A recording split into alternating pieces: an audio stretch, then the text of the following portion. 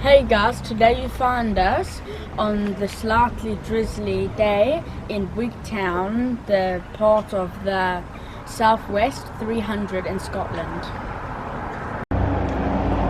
Tim, Yeah? what is this little town, Wigtown, known for? It's a national book town of Scotland. That's right, okay. It's also a fair trade town. It's full of these little bookshops. They're all over. There's a book festival there.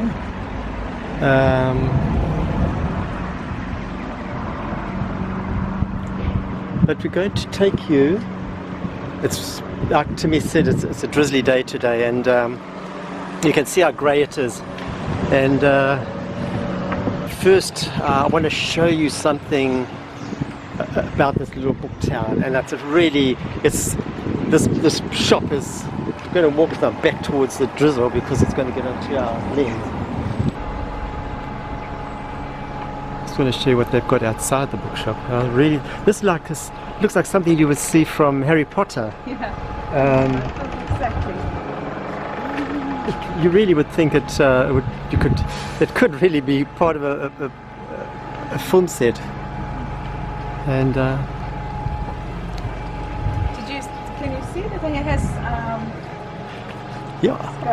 they've actually put some of the little tags on some of the titles just to give it more, Make it look more realistic. yeah, it's a good way of saying it.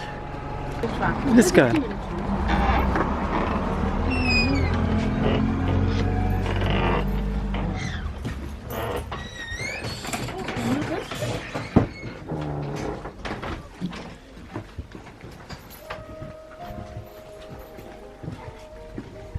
You can smell the old books. It's got a lovely smell. Yeah? it smells like a second-hand shop. Got enough of But you can smell the history. Yeah, it's got a lovely old smell. As I said, it could come straight out of a storybook. You can just imagine you could make such a story. I mean, the kids could be up there reading their books. Finding a treasure map in an old book. Yeah, you're right. Or you could fall asleep on one of those chairs and it would grow wings and fly away and take you on a. My favorite books. Yeah. I think that's. Imagine that old fireplace working, and you've got this library here. You've got all these books. Oh, it looks like somebody fell off the chair and. Just show it properly because it's difficult. Yeah. Crime scene. Agatha Christie.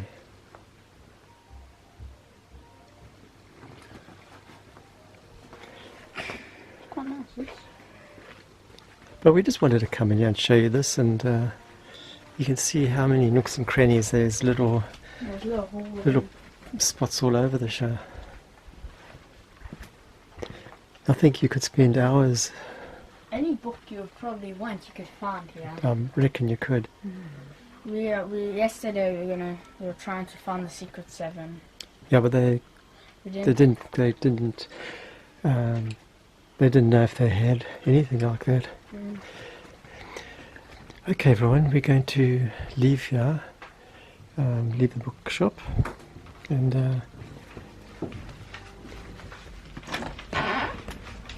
let's hope it's stopped drizzling outside.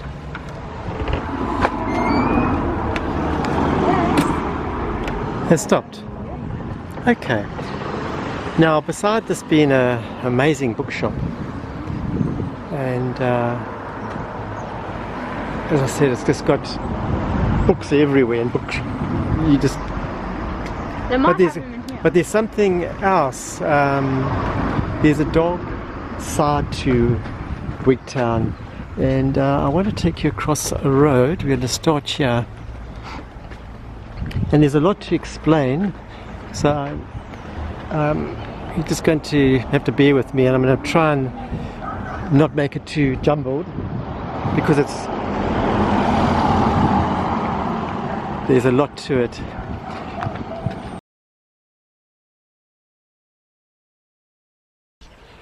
Okay, here we are, just in this area here of Wigtown. But there's a little bowling green here, but you can see it looks like we're going to get a storm just now. But I just wanted to tell you about the martyrs of Wigtown. This building that we're looking at now is the county building, and it wasn't always looking like this, obviously, but it has changed with time. But that cell down there has not changed. There's a little window. That was it's actually called the martyr cell. I can give you I can show you a video of it, what it looks like inside. Now, there were 4 ladies kept there. There were the 2 Margarets, one Margaret McLaughlin, she was 63, the other was a Margaret Wilson, she was 18, and her youngest sister, Agnes, who was 13. There was another lady called Maxwell as well there. Now, in those days, you had what they called the Covenanters. The Covenanters were Scots that had refused to, they actually had signed a covenant, and that covenant basically said that they would only accept Christ as leader of the church. Now, that was in 1638. But of course, the English were wanting the Scots to accept that the king was to be head of the church and not Christ. And a lot of the Scots, as I say, signed this covenant. Now, the problem is that they weren't able to practice their religion in the towns, in the churches anymore, because they were actually would be hunted down and disposed of. They were often just shot or killed or in different ways, and some of them were jailed. But it was actually quite a cruel time. Now, they called this time. I think it was about 27 years. There were as many as 18,000 Covenanters killed. So it was quite a bad, dark time in Scotland. Now, I just want to show you these. As I said, the 4 ladies, the 2 Margarets, Agnes, and this lady Maxwell. Maxwell was given a very light sentence. Lighted. She was to be lashed. I think put into a stock or something like that, and then lashed. The two Margarets were given the death sentence, and the young sister Agnes, her father Gilbert, if he came up with 100 pounds sterling, I would say these days, she would be released. Now, what was going to happen to the 2 Margarets? They were going to be tied to a stake or stakes placed in the Bloodnoch River, which I've shown you some pictures of how the tide can rise.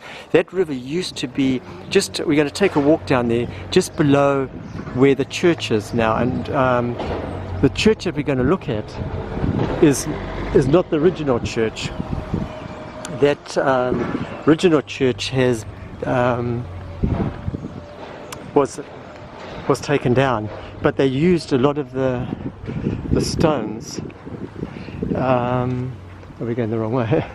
A lot of the stones from the original church were reused in the newer church. So the church that we're going to go past is not going to be the original church. Okay, we're just coming past. Here's the church now, and this is the churchyard. And in this churchyard, I will show you.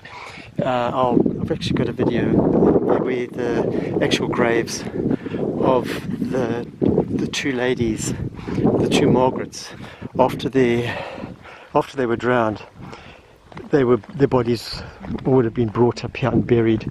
But there's a little bit of indecisiveness there, because evidently anybody was found guilty, these covenanters, their bodies were normally just left to rot somewhere. They weren't actually allowed to be buried. It's easier to get up here. Yeah, we are just going to go this way, Tim. I'm just going to show you quickly. Seeing that we're down here. So whether their bodies are actually in this grave or not, one doesn't know. But it's there as a memorial to these two ladies who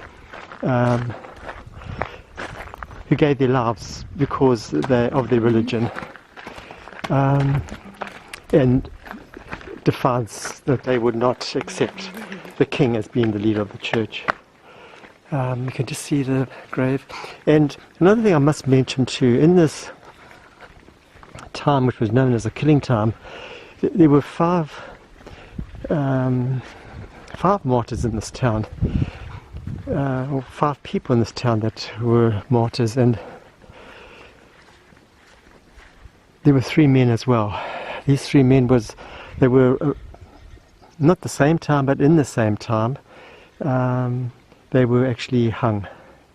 They were caught and hung. And of course, if you were not going to the churches that they wanted you to go to, if you practiced out in the hills or in places of secret places, you were then a good chance of being executed. So it was a really bad time. But this is the 2 Margarets, and also a memorial for the 3 men that died, that were hung, all covenanters. Okay, we're just going to leave the graveyard now, the churchyard.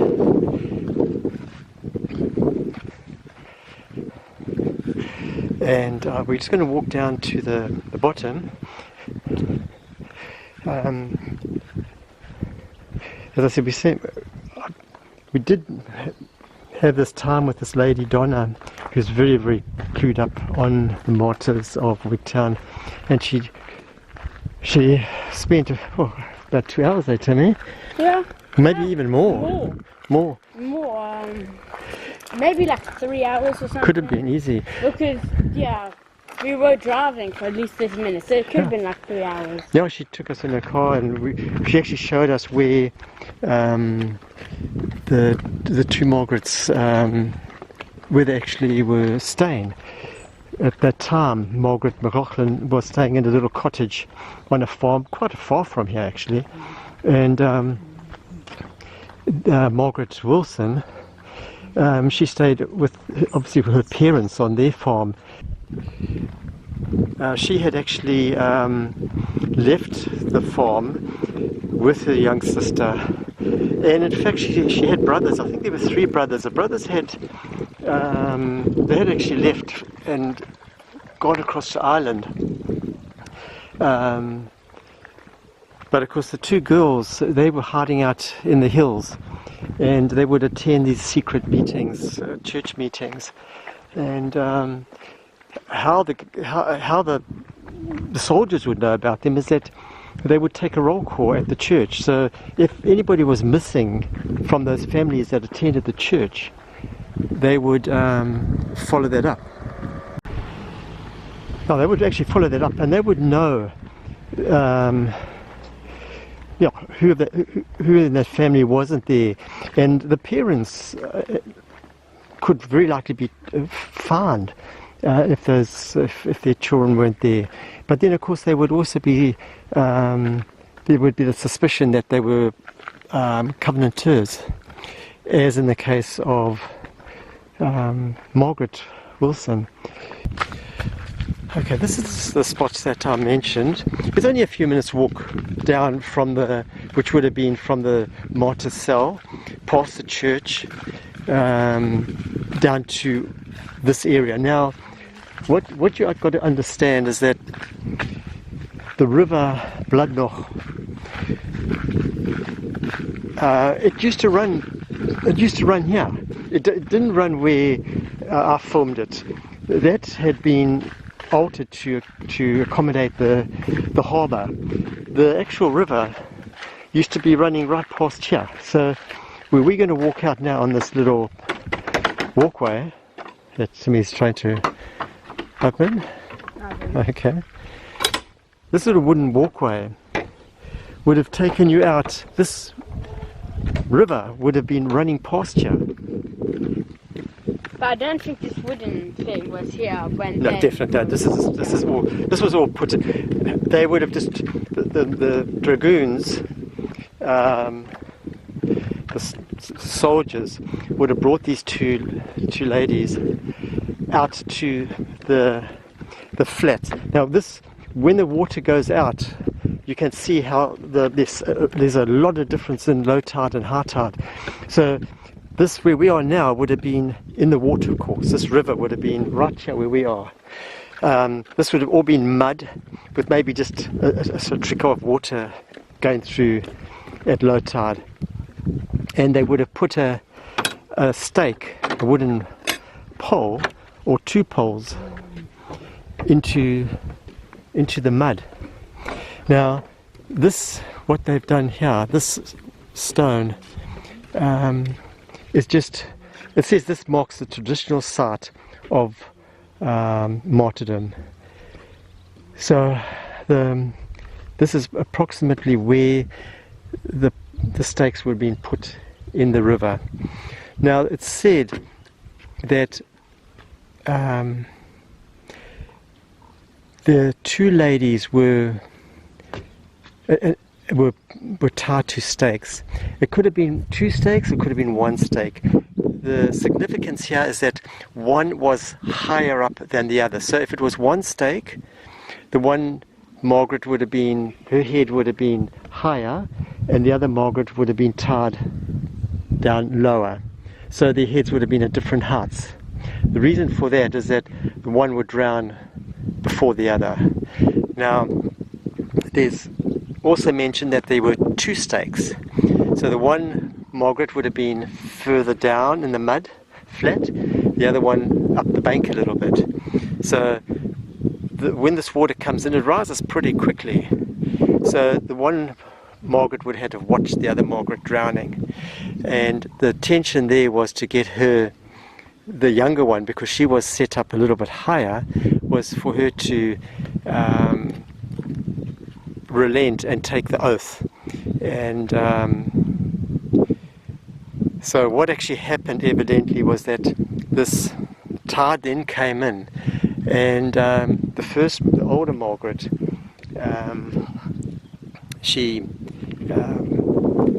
the water obviously came above her head, and it actually mentions in some of the writings that the dragoons actually used their halberds, the long spear with like a blade on the top, to push her head under the water.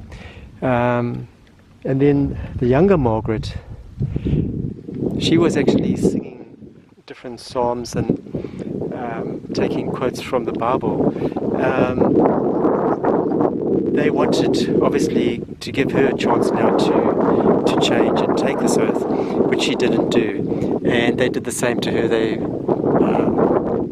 pushed her head down below the water, and she drowned.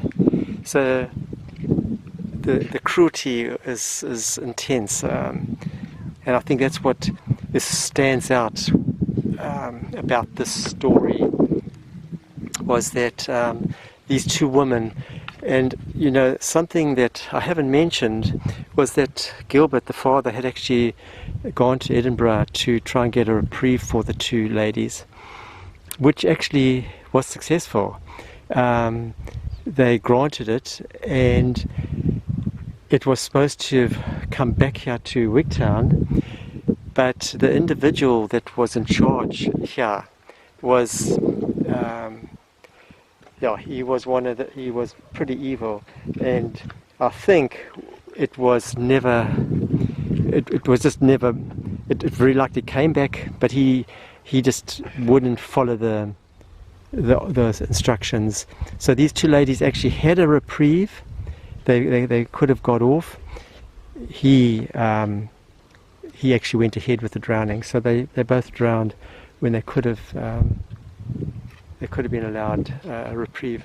But that's the Wigtown martyrs. Sorry if this has gone on a bit long, but there's so much to talk about, and yeah, I hope I haven't just babbled along. I hope it's made sense. But it's just, if you come to Wigtown, enjoy the bookshops. They're lovely to walk through, but do yourself a big favour. Just pay respect to this to these two ladies that gave their lives for their beliefs, and come down to here. Go and look at the cell. You can actually, there's a big, on Windy Hill, there's a big sort of structure there, and pop up to, so it's within walking distance. You can go up there, go to the churchyard. As I said, that church is not the original church. The original church was evidently sinking into the ground there, so they had to rebuild it. But and then come down to here and just spend some quiet time. One bookshop. What is it? It's raining. Oh, it's raining, and I think it's It just has no. we've been caught in the rain. Oh no. We're going to have to. Whoopsie. Oh, this is dangerous. Oh no. Okay, Oh, no. we're going to have to run. What? No. Taking shelter under a tree here, and you might just see through the branches there the little memorial post they put up. But yeah, it's coming down quite hard now. I thought it was going to get a storm, but we're going to have to dash up. I hope you've enjoyed this time we've had here in Wigtown. We've enjoyed it, and please like, please share, please subscribe. I hope you guys enjoyed it. Bye bye, guys. cheers everybody. Bye. Take care. Look after yourselves.